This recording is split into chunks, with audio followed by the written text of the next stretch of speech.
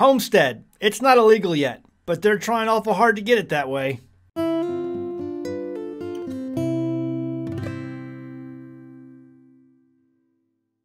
Hey Homesteaders, thanks again for coming in. We're here at American Homestead and we're going to talk about a video review today. We have not done one of these in a long time, but we were contacted by Homestead How, the YouTube channel called Homestead How. Great channel, and they did a really good video yesterday, and I want to talk about it today. I think you guys will get a lot of benefit out of it. I know I got some benefit out of it. I really had a fun time watching it, and I wanted to share my thoughts on it as we critique some of the things they were coming into, encountering as they were trying to get their garden off the ground this year. So they mentioned at the end of the video, a video I had done this past year about how all these people, because of the Rona, are coming in and they're doing gardens this year, and they think it's just going to be easy. You just put a few seeds in the ground and put some water on it, and boom, you have a garden. It doesn't work that way. So they have now been in their 5th year of homesteading, and they're still having issues with their garden, and they feel really frustrated, and I could hear the frustration in their voice. We have gone through much of this frustration ourselves at certain times, and so I just wanted to critique the video and give some pointers a lot, and share with you some of their pointers. It's a fun video. Check it out. Link is in the description below. Go subscribe to their channel. It's called Homestead How. I think you'll get a good benefit from it, being a subscriber of theirs. So let's go ahead and just jump into this. I made some notes. Let's go ahead and get into these notes.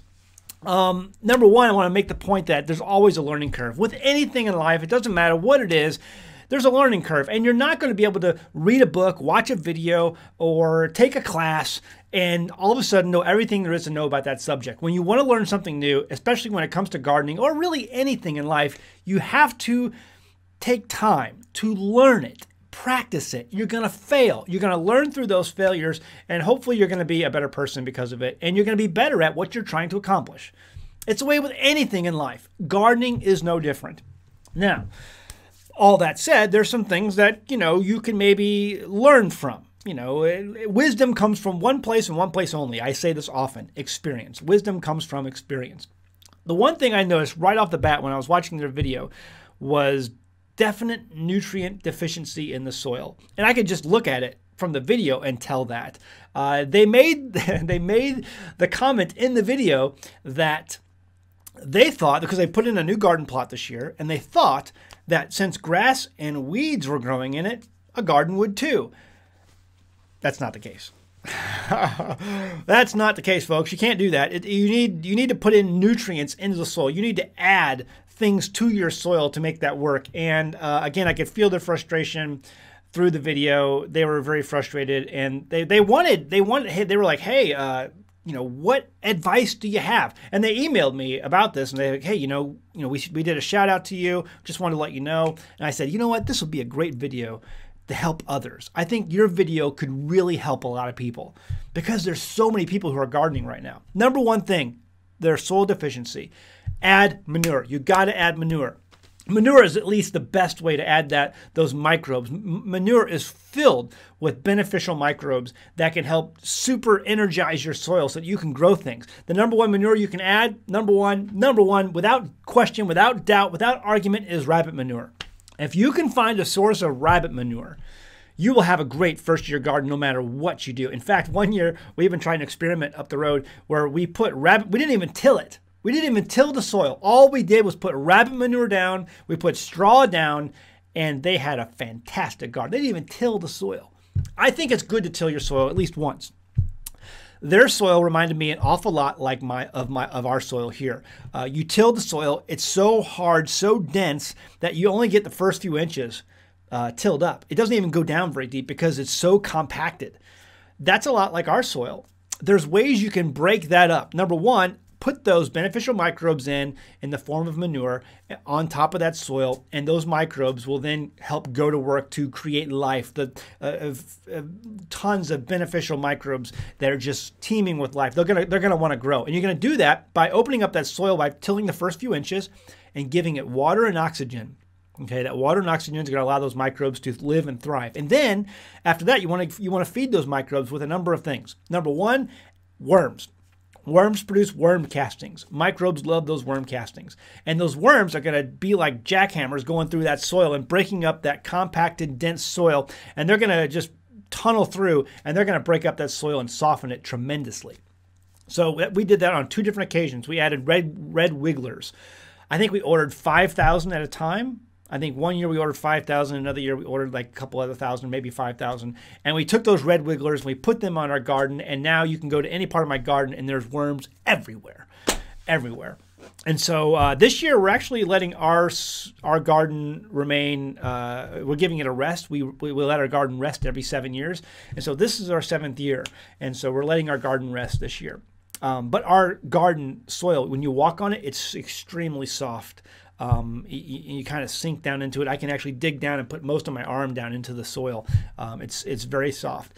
So, yeah, number 1, manure. Number 2, put the worms in there. Get some red wigglers. Number 3, mushroom mycelium. Mushroom mycelium is amazing at softening soil. Now, once you add the worms and the mycelium, you're not going to want to till anymore, because if you till, you're just going to ruin everything that I'm telling you to do at this point. Okay, you're going to mess things up. You're trying to build a living ecosystem underneath that soil.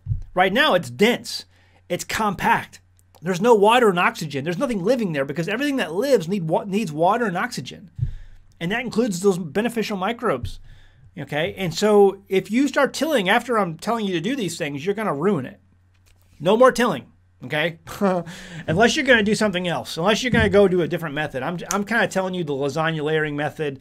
But if you till and you've got that mushroom mycelium and those worms in there, you're going to kill your worms. Those tillers are not friendly with worms, and they're definitely not friendly with mushroom mycelium. So you can get mushroom mycelium at places like Field and Forest. The one I would recommend the most is the one called the wine cap mushroom. You know you have a healthy garden when you have mushrooms, even the non-edible ones, growing up on their own. When you see voluntary mushrooms and fungus, some of the fungus can be harmful. I get it for plants. But if you see voluntary mushrooms coming up in your garden, that's a clear indicator that you have a healthy soil, a vibrant, growing, amazingly beneficial soil. If you can get those mushrooms. Field and Forest sells wine cap mushrooms, delicious to eat. It will put down lots of mycelium all throughout your garden. They will grow up voluntarily in the spring and fall when that rains come, and they're edible. You can eat these things. I think you'll get small ones at first, okay, as your garden is getting established. And then I think the biggest mushroom I ever got was like the size of a volleyball. And I ate that, for sure I ate that. I mean, it was really good. Wine cap mushrooms are fantastic for putting into a garden. And putting that mycelium down. And those mycelium are going to help feed. It's going to help bring the nutrients to the root nodules of your plants. It's going to be like a partner in crime when it comes to building a great garden. So mushroom mycelium, and not only that, but they'll soften your soil tremendously. And then after that, after you got the worms and the mushroom mycelium, you're going to put down straw.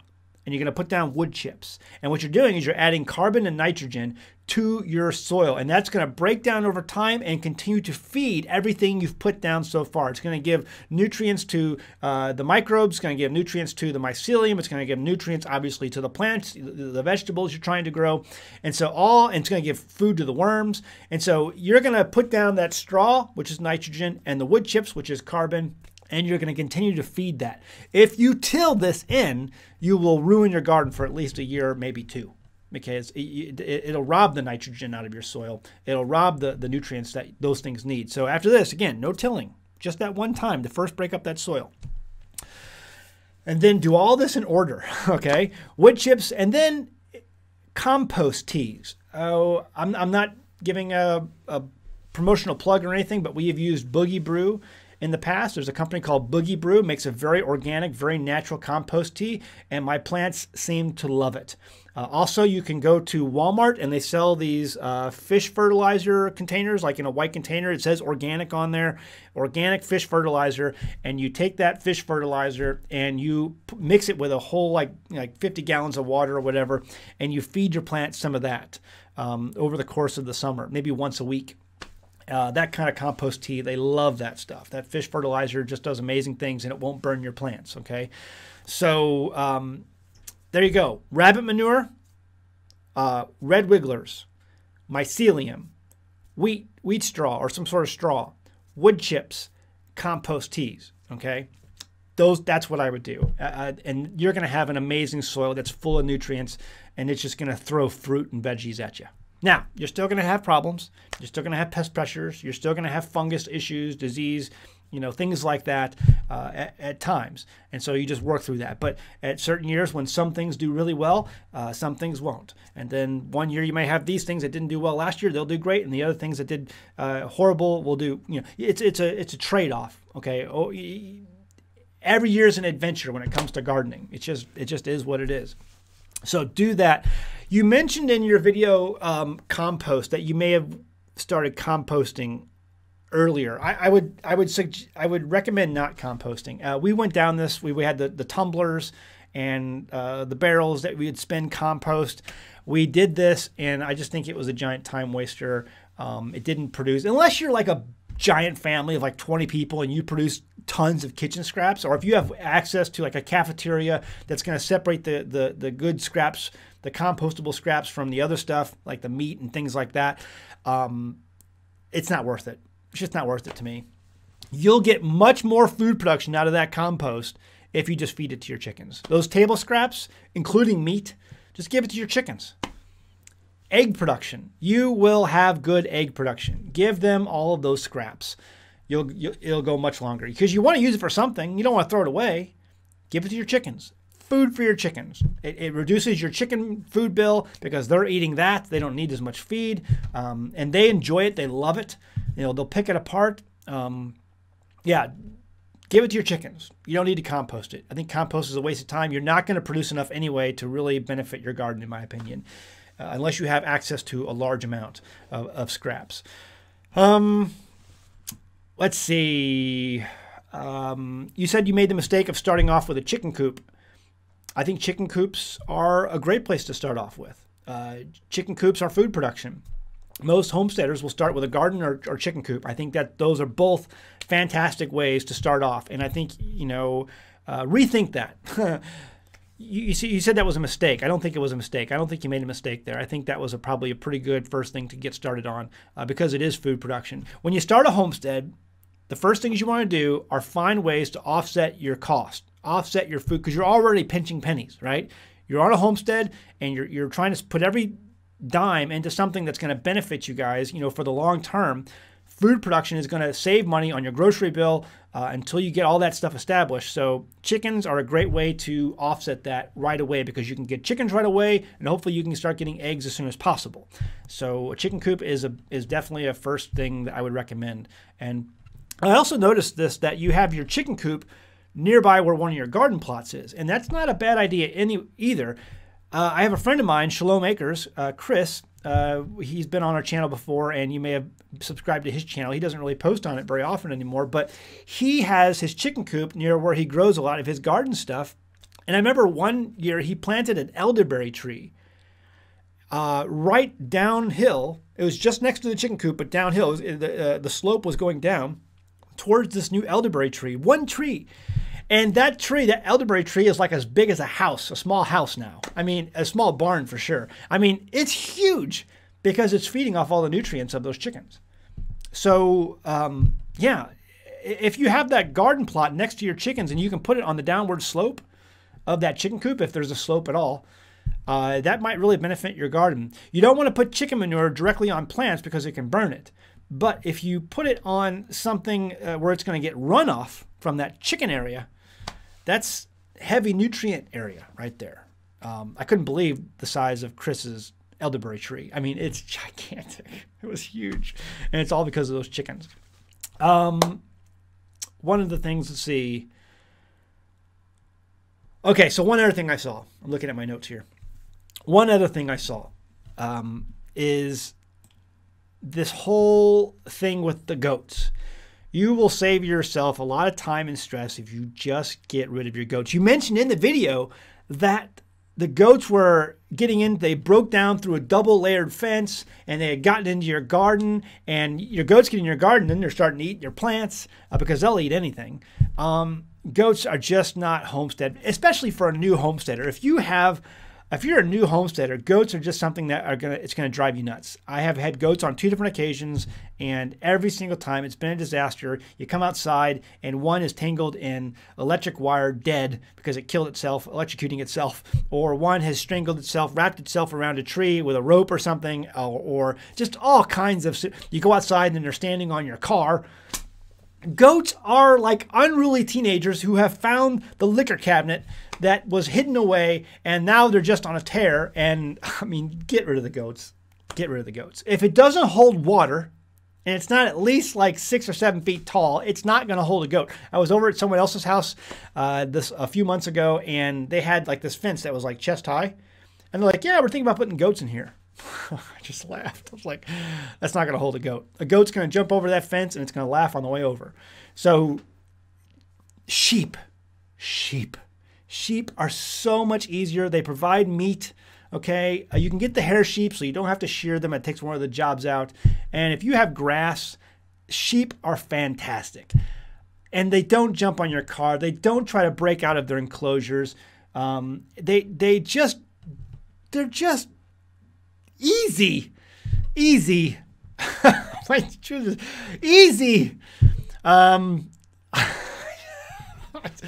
Goats. No, get rid of the goats. If you have forest, if you don't have any pasture and you have forest, goats are fantastic. Goats will do a great job of clearing that out and they'll provide meat for you. But if you have pasture and you just want an easier experience in life, get sheep. Don't do the goats. So I would tell you to get rid of the goats. And some people don't like that. They love goats. Well, you can love sheep. Little lambs are just as cute. My sheep love me. They come up and they'll let you scratch their ears. And I mean, they're lovable. I have sheep. And if you go out there and work with them every day like we do, they have no problems with you. At first, they're pretty skittish. They're skittish. You know, new sheep are skittish. But after a while, they get to know you and they know you sheep. Oh, just do the sheep. Okay. So you had 4 recommendations in your video. And number 1 was talk to neighbors. That's probably the best advice anyone could give. So that was perfect. Homestead How, yes, talk to your neighbors. You will get so much benefit out of people who already have wisdom through experience on what works and what doesn't work. So talk to your neighbors, find out what varieties of tomatoes work, what varieties of onions work, what varieties of cucumbers. How are you dealing with potato beetles? What are you dealing with when it comes to squash bugs? How do you keep your cabbage from being eaten by worms? What do you do? Tell me what you do. And find out, because some of these neighbors probably have lived there for generations, some of them.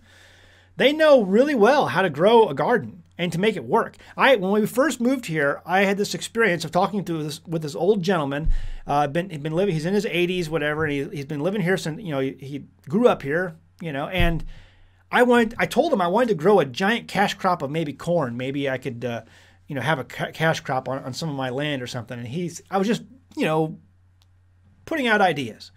He said, Zach, you're not going to grow corn here. This isn't Iowa. This is cattle country. You're either going to grow cattle, or if you want a cash crop or something, you're going to grow what they've been growing here for 100 years. I said, what's that? He said, sorghum. Sorghum? I hadn't thought about that. Sorghum. Like the stuff they make juice out of. It's like sugar. You make sugar from it. Sorghum syrup. It's amazing. It's totally drought resistant. It works here. People have been growing it. Every year they have in different parts of Arkansas, they have sorghum festivals. And they've been growing it here for over 100 years. It's a great crop. You can do so much with sorghum. The seed can feed birds. It can feed livestock. You can make sugar and syrup with it. It's way more nutrient dense than honey. I mean, not even comparable. Like shooting a bullet and throwing one difference. It's like maybe 10 to 50 times more nutrient dense than honey. Okay, and you can make rum with it. And so I was like, after I researched it, I'm like, duh, this is no-brainer. Sorghum. Sorghum it is. Yep, sorghum. And yeah, I mean, it's amazing. Talk to your neighbors. Talk to the people who are in there, and they will help guide you and tell them your ideas and see if they look at you crazy, like you're nuts, because you probably are, and then see what their ideas are. You're going to learn so much. So number 2 recommendation you gave, well, and I'll go through these pretty fast here. Garden being your number 1 priority. I think your chicken coop was not a bad priority being at number 1 because you're talking about food production. Whatever is food production should be your number 1 priority, whether it's livestock, chickens, or garden. And usually you can do a garden with some of these others. But garden, make it a priority. But chickens isn't a bad also first priority. Composting, it's a time waster. Number 3, you said we should do more composting. In my opinion, it's just a time waster. I don't think you should do much of it. In fact, just take those kitchen scraps and give them to your chickens. You're going to put that towards food production, which is your ultimate goal anyway. And you're going to get just more out of that from just your chickens. I think it's, and not only that, but you can give meat scraps to your chickens too. Whereas in compost, you can't do that. But if you give it to your chickens, they can turn that into egg production. Number 4, you said you wish you would have done more online research. I agree. Online research is good. However, I would caution anyone to do, from going totally down this route and letting it be your only source of information. You can learn, again, way more from talking to people in your area. And online, there's just a bazillion ideas, and many of them are bad ideas. Find out what works in your area. What works amazingly well with someone else in their place, at their area, on the other side of the country, may not work well. Even though they say it's an amazing technology or amazing method, may not work well for years. We do the lasagna layering, the back to Eden method type gardening. Some people say it doesn't work for them. Okay, great. Find out what works for you. Talk to people in your area. And I know the lasagna layering is a new idea. It got popular with the whole Back to Eden movie that came out a few years back. But adding those nutrients to your soil will never be a bad thing. Adding those manures to your soil will never be a bad thing. Adding worms to your garden will never be a bad thing. So check that out. You don't have to do the straw and the wood chips if you don't want to, but adding those other things will definitely, manures, man, people have been adding manures to their gardens. It even talks about the Bible. It goes back in the Bible, the fig tree. Manure it, dung it for 1 year. If it doesn't produce, cut it down. So people have been adding manures to their crops for thousands of years. It works. It's a great way to put nutrients into your soil. And if you're pulling all these veggies and all of this stuff, all of this mass out of your ground, you have to replace it with something in order to keep that flowing, keep that flow going. And manures are the #1 way to do that. So I hope this, I love critiquing things like this. And, I don't have the answers to everything. I am not successful in everything I attempt here either. Homestead How and us have shared the same frustrations on many of these things. That's why I relate so well to the video they just did. And that's why I wanted to do a video of it here to share that with you. I just think that a lot of us struggle with trying to learn something new, and when it really comes to gardening and we look at the instability in our world today, it's really a life and death type. It could be a life and death struggle, trying to make this food and make this food production. So it's important to a lot of us. And so it's why it's good to share this information and share these ideas and hopefully help you have a better garden so that you can produce food for your family. Okay. Hope you enjoyed the video. Check out Homestead How, link in the description below. Go ahead and subscribe to their channel. And I really appreciate the shout out they gave to me. And hopefully their video will benefit you as well. And this video hopefully will benefit you as well. So, all right. Hey, check out our merchandise over at teespring.com. Get on the Homestead life and Homestead while it's still legal in our Stupid Should Hurt t-shirt. In the description below, you can find a link to that over at teespring.com, our store over there. And check out our Zeal ad at the end of the video. All right, guys. Thanks for tuning into the Homestead. We'll see you next time on An American Homestead. Bye. Hey, guys. I'm happy to introduce an American Homestead sponsor, Zervita Zeal. Now, first off, I only accept sponsors from products that I use and believe in. My family uses Zeal mainly because we want to ensure a healthy immune system. You see, it's made up of only whole food concentrates and includes no artificial colors, flavors, or preservatives. The included sweetener is all natural from fruit and the stevia leaf. It's gluten-free, it's vegan, and it's kosher. In 2018, my youngest son was involved in a bike accident that resulted in the surgical removal of his spleen, and that's an important part of his immune system. And because we live on a farm, you can guess that having a healthy immune system for our family is very important. Some of the included ingredients are beetroot, chicory root, turmeric, moringa, blueberries, cranberry, goji berry, milk thistle, ginseng, alfalfa, broccoli, and so much more. It's these natural ingredients that can easily be made into a powerful and tasty drink that my family can make and feel good about. So sign up and give it a try today Every purchase you make goes to help the homestead so that we can continue to make great homesteading videos for you. Link is in the description below. Go ahead, give it a try.